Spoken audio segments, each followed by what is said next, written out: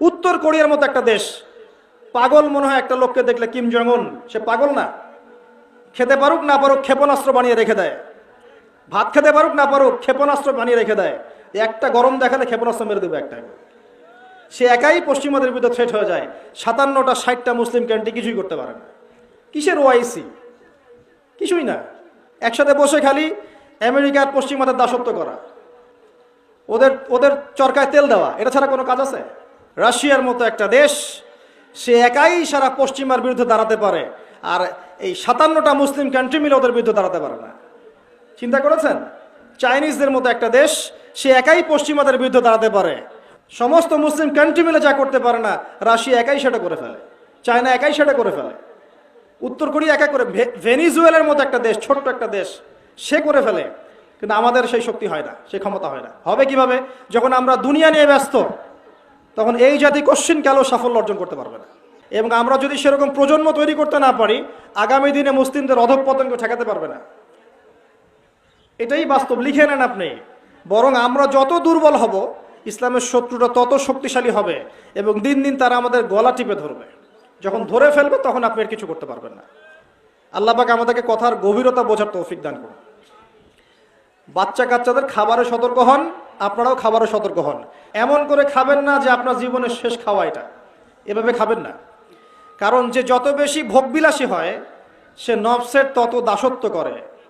একজন ব্যক্তি নফসের উপর কতটুকু কন্ট্রোল আছে, এটা জানার জন্য কিছু করার দরকার নাই। খালি তাকে ক্ষুধার্ত রেখে দেন, ক্ষুধার্ত রেখে তার সামনে অনেকগুলো আইটেমের খাবার দিয়ে দেন, ওর খাওয়ার স্টাইলটা দেখেন, তাহলে বুঝতে পারবেন সে কতটুকু নফসকে কন্ট্রোল করতে পারে।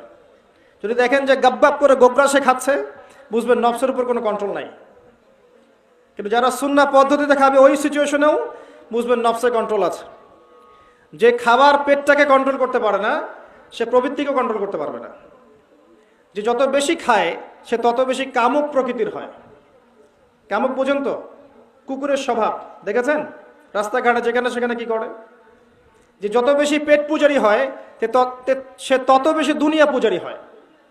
দেখবেন অনেক আশেকে রসুল আছে, মাশাআল্লাহ, পাতলা, তাই না? বিশাল একটা পাতলা দেহ নিয়ে বসে থাকে এবং আশেকে রসুল দাবি করে। সে তার নিজের দেহের উপরেই রসুলের সুন্নাহ ইমপ্লিমেন্ট করতে পারেনি। সে যদি খাবারটা ঠিক করতে পারতো, তার পেটের অবস্থা এমন হতো না। আর মুসলিমদের অবস্থা এমন হওয়া উচিত নয়। মুসলিমদের কি ভুঁড়ি থাকে ভাই? যাদের আছে, আমি কিন্তু আপনাদেরকে অপমান করার জন্য বলছি না, আমি বলছি এটা মুসলিমদের জন্য শোভা পায় না। মুসলিমরা হবে কর্মঠ, পরিশ্রমী, এবং তাদের মেদ ভুঁড়ি থাকবে না। তারা পেটকে কন্ট্রোল করতে পারবে, খাবারকে কন্ট্রোল করতে পারবে। খাবারের সুন্নত কোরআন এবং হাদিসে আছে, বাস্তবে খুব একটা থাকে না। কি সুন্নত? 3 ভাগে ভাগ করতে হয় না পেটটাকে? 1 ভাগ খাবার, 1 ভাগ পানি, 1 ভাগ কি ফাঁকা। আর আমাদের 7 ভাগই ভর্তি, মাশাআল্লাহ, পানিরও জায়গা নাই। যদি অল্প একটু জায়গা বাকি থাকে, ওইটা পান দিয়ে পূরণ করে, তাই না ভাই? খাবার পরে পান অথবা মিষ্টি বা দই, যাই হোক, খাবার কন্ট্রোল করেন 1 নাম্বার।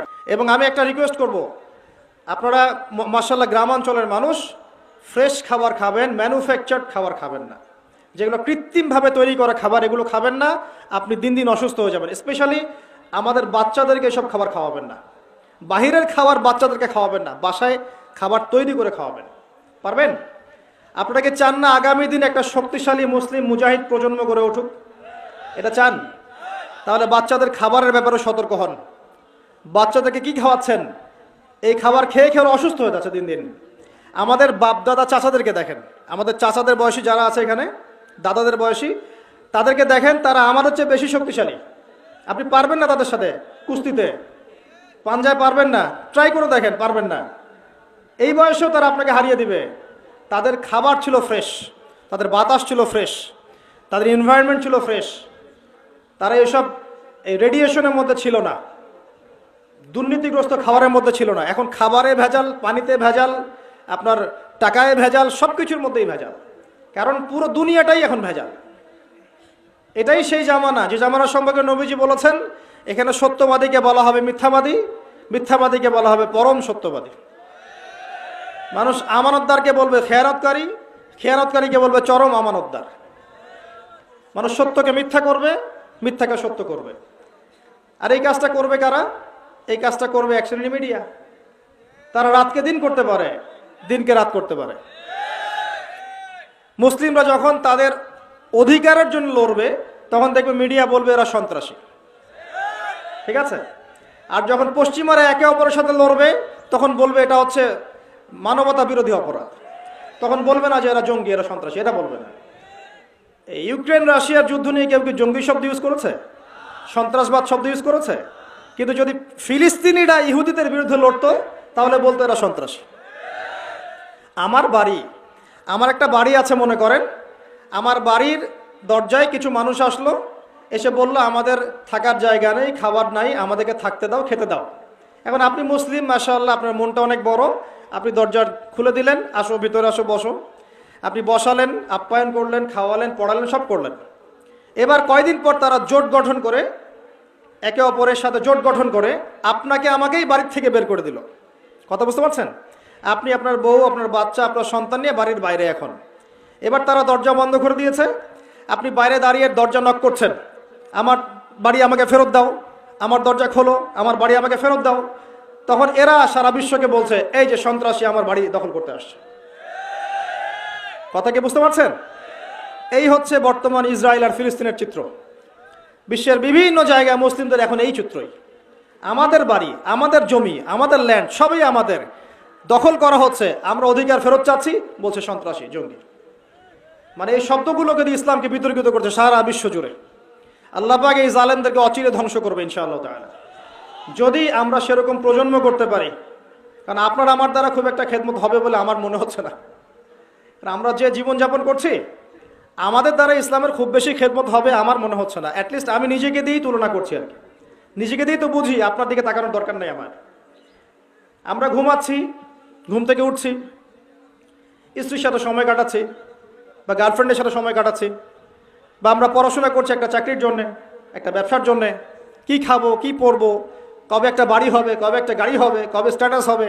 দিনের কথা তো পরে, দিন পরের বিষয়। আগে আমি নিজে বাঁচি, তারপর দিন। দুনিয়া আগে ঠিক থাকবে, তারপর দিন। আমাদের চরিত্র এখন এমন। কয়জন যুবক চিন্তা করে যে আমাকে আল্লাহ পাঠিয়েছেন এই দুনিয়াতে আল্লাহর দিনের খেদমত করার জন্যে? কয়জন যুবতী ভাবে যে আল্লাহ আমাকে এই দুনিয়াতে পাঠিয়েছেন তার দিনের কিছু খেদমত করার জন্য? আমার কাছে আল্লাহ কিছু মেহনত চান। যদি আমি কিছু মেহনত করি আর সবাই কিছু কিছু করে মেহনত করে, সবার মেহনত একসাথে হলে ইসলাম বিজয়ী হবে ইনশাআল্লাহ। এরকম চিন্তা কয়জন করে?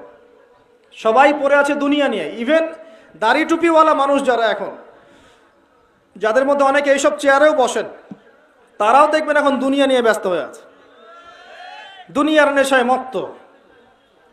আর এগুলো আমার চেয়ে আপনি ভালো জানেন না, আমি ভালো জানি। দুনিয়ার নেশায় মত্ত। যখন দুনিয়া হয়ে গেছে মূল লক্ষ্য, তখন আল্লাহ পাক এদেরকে সরিয়ে দিয়েছে। যখন আমরা আমাদের দায়িত্ব পালন করব না, কোনো সন্দেহ নেই আল্লাহ আমাদেরকে সরিয়ে দিবেন। ইয়াস্তাবদিল কওমান গায়রাকুম সুম্মা লা ইয়াকুনু আমসালাকুম। তোমরা যদি ওয়াইন তাতাওয়াল্লাও, তোমরা